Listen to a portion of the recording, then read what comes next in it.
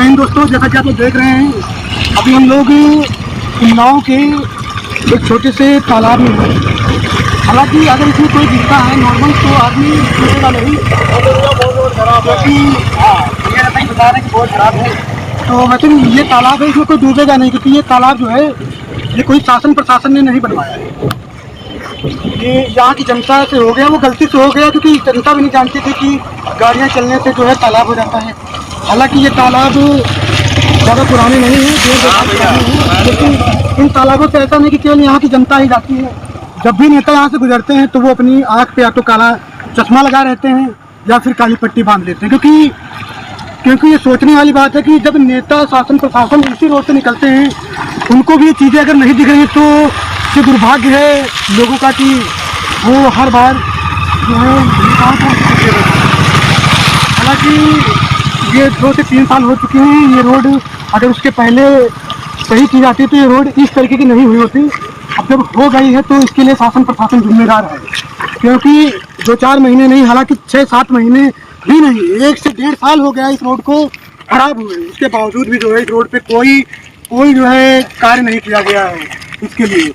हालांकि अगर किसी भी ग्रामीण क्षेत्र की या किसी को पूरे देश की कोई भी जनता अगर नेताओं को वोट देती है तो वो वोट ये सोच के देती है कि वो नेता कहीं ना कहीं हमारे समाज के लिए, हमारे देश के लिए, हमारे राज्य के लिए, हमारे गांव के लिए कोई ना कोई विकास करेंगे।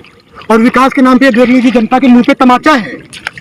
विकास के नाम पे जनता के मुंह पे तमाचा है कि आप देख सकते हैं, क्योंकि शायद उत्तर प्रदेश में या पूरे हमको लगता है देश में जितनी भी सड़कें होंगी उतनी उन रोडों पे इतने गड्ढे नहीं होंगे जितने केवल इस 10 किलोमीटर की रोड पे इतने गड्ढे हैं। गड्ढे तो हैं, लेकिन यहाँ पे तालाब भी हैं, गड्ढों के साथ तालाब भी हैं। यहाँ पे अगर आप चाहते हैं नहाना तो यहाँ पे आके आप नहा भी सकते हैं, क्योंकि यहाँ पे इतना पानी भरा हुआ। और ये भी बताना चाहेंगे यहाँ पानी जो है आज या कल का नहीं, ये पानी 2 से 3 दिन पहले का। ये मोहाल टू अजमेर रोड है। अगर लखनऊ का या उन्नाव के, संपूर्ण उन्नाव के जितने भी लोग हैं, किसी भी काम से अगर जाना होता है तो डिस्ट्रिक्ट उन्नाव अगर जाएंगे तो इसी रोड से जाएंगे, ना कि वो खेतों से होके जाएंगे या इधर खेतों से होके जाएंगे। वो जाएंगे तो रोड से ही ना। जब इस तरीके की रोडें पड़ी रहेंगी हमारे ग्रामीण क्षेत्रों में, हमारे जो है डिस्ट्रिक्ट में, तो लोगों का विकास कैसे होगा। इस रोड से ये रोड 10 से 12 किलोमीटर पे की है, और इस रोड से लगे हुए कम से कम 10-12 गाँव हैं। और उन गाँव में जो रोडें हैं जो इस रोड से लिंक है, वो रोडें बन जाती हैं, लेकिन जो है ये मेन रोड नहीं बनती है।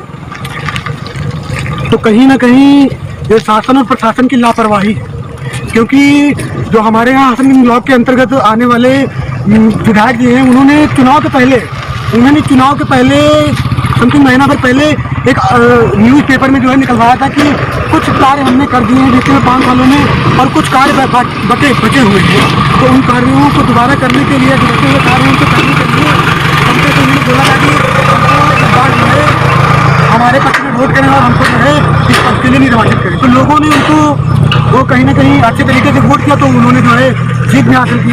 और जीत हासिल करने के कम से कम 8 से 10 महीना होने वाले हैं, उसके बावजूद भी जो है कोई जो है इस पर कार्य क्रिया नहीं हुई है, आप देख सकते हैं। तो हालांकि जनता के पैसे नेता इसी तरीके से उड़ाते रहेंगे, और आप देख सकते हैं किस तरीके का विकास हो रहा है। एक रोड ये 10 से 12 किलोमीटर की है, ज़्यादा नहीं है, मैं कहता हूँ कि 50 से 60 किलोमीटर की है। ये 12 से 15 किलोमीटर की रोड है, और इस रोड का विकास ना होने से बहुत से गाँव का विकास रुका हुआ है। ये चीज़ मैंने अपने 2 से 3 वीडियो में बोली है, लेकिन बोलने से क्या होगा। इसके लिए इन चीज़ों को दिखाने के लिए कोई बड़ा मीडिया जो है प्लेटफॉर्म नहीं आएगा, ना प्रिंट मीडिया आएगी। हालांकि ऐसा नहीं है कि इस क्षेत्र के अंतर्गत कोई मीडिया वाले नहीं होंगे या प्रिंटेड मीडिया वाले नहीं होंगे। मैंने कभी नहीं देखा उन जो है न्यूज़ पेपरों में इसका। ऐसा नहीं है कि इस रोड के विकास, इस रोड के ना बनने से शासन प्रशासन को या सरकार को जो है फायदा हो रहा है। कहीं ना कहीं सरकार को भी घाटा हो रहा है, क्योंकि जब ये रोड बनेगी नहीं, जब ये रोड सही से बनेगी नहीं तो लोग इस पर जाएंगे नहीं, ट्रक जाएंगे नहीं। जब लोग ट्रक जाएंगे नहीं तो हेलमेट क्या लगाएंगे। जब रोड ये बन जाएगी, अगर कोई भी ड्राइवर या कोई भी गाड़ी वाला है, कोई भी जो है ट्रक परिवहन कोई भी जाता है, तो अगर वो हेलमेट या सीट बेल्ट नहीं लगाए हुए हैं तो जो है शासन प्रशासन उसका चालान काट के जो उन लोगों से पेमेंट मिलता है वो सरकार के पास जाएगा। तो सरकार का उससे बजट हाई होगा, सरकार के पास पेमेंट जाएगा। जब ये रोड खराब रहेगी तो लोगों से क्या लेंगे। अगर अभी कोई जो है कोई बाइक वाला, कोई गाड़ी वाला जाता है, वो हेलमेट या सीट बेल्ट नहीं लगाता है, तुरंत आप लोग जो है 500 का चालान कर जाता है। मैं उत्तर प्रदेश के पथ परिवहन मंत्री श्रीमान दयाशंकर जी से भी कहना चाहूँगा, आपका भी हाल ही में एक वीडियो वायरल हुआ था जो आप आगरा एक्सप्रेस पे सडनली जो है उतर करके वहाँ पे खड़े हुए बहुत से ट्रकों का जो है ओवरलोड से उनका आपने चालान काट दिया, और वहाँ के जो आरटीओ साहब थे, हालांकि शायद सुनने में आया था, उनको भी जो है आपने हटा दिया।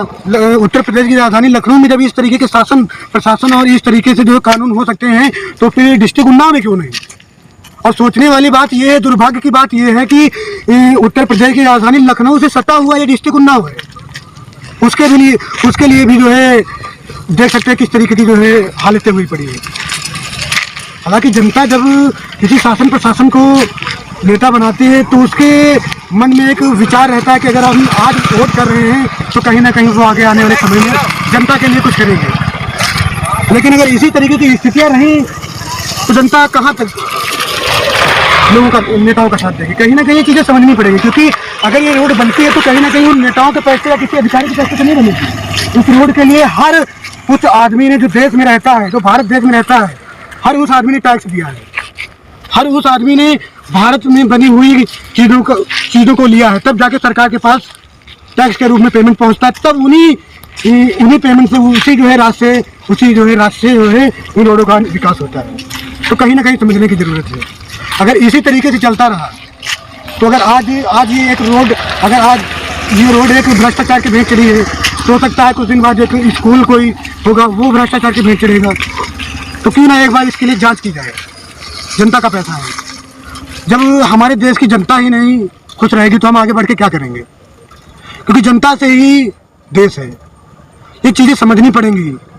हालांकि लोगों ने बताया है कि इस रोड के लिए केवल 1 से 2 बार कोई पत्रकार आए हैं, उसके बाद कोई नहीं। मैं कहता हूं अगर इसी एरिया के कम से कम 10 पत्रकार निकल के आ जाएं रोड पे, और उन पत्रकारों के साथ अगर 10 आदमी आ जाएंगे, भाई साहब 100 आदमी बैठ के इस रोड को बंद कर दें, मैं कहता हूं 6 महीने में अगर रोड ना बन जाए तो बात की बात है। हालांकि ये अकेले करने से कुछ होगा नहीं, लेकिन जब तक हम इस तरीके से शासन प्रशासन से सवाल नहीं करेंगे तब तक विकास नहीं होगा। क्योंकि अगर विकास होना होता है तो बिना सवाल किए हुए 1.5 साल पीछे बीत चुके हैं, उन्हें विकास हो गया होता। तो क्यों ना एक प्रयास किया जाए? क्यों जनता को खोखला किया जा रहा है? क्यों देश को खोखला किया जा रहा है? क्यों राज्य को खोखला किया जा रहा है? इसके लिए कुछ करते हैं ना। देखिए आप खुद ही देख लीजिए, क्योंकि इस रोड के विकास ना होने से बहुत चीज़ें रुकी हुई हैं। बहुत चीज़ें रुकी होने का मतलब ये है कि उन्नाव डिस्ट्रिक्ट हर दिन माइनस मार्किंग में जा रहा है, हर दिन वो 0 लेवल पे जा रहा है। तो क्यों ना इसके लिए कुछ आवाज़। तो मैं विशाल मौर्य, आप देख रहे हैं विशाल एक्सप्रेस न्यूज।